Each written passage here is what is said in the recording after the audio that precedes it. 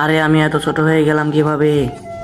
যে আমার অনুমতি ছাড়া এই নদীর পানি খায় সেই তোমার মতো ছোট হয়ে যায়। হ্যাঁ, আমাকে ক্ষমা করে দাও, আমি তোমার অনুমতি নিইনি, আমাকে বড় করে দাও। আমি করতে পারবো না। আরে তাহলে আমি বড় কিভাবে হব? আমি বলছি, তুমি বড় কিভাবে হবে?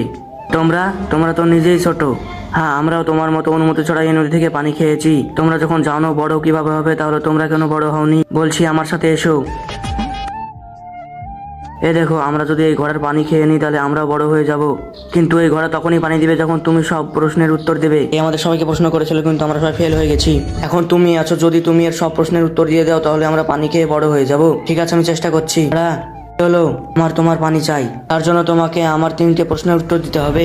ঠিক আছে, জিজ্ঞেস করো। প্রথম প্রশ্ন, এমন কোন জিনিস যেটা দিশলাই ছাড়া জ্বালানো যাবে? বন্ধুর পিছন। সঠিক উত্তর।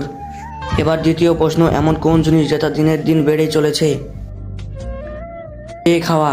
সঠিক উত্তর। সাবাস আমার ভাই, আর একটা প্রশ্ন, তাহলে আমরা সবাই বড় হয়ে যাব।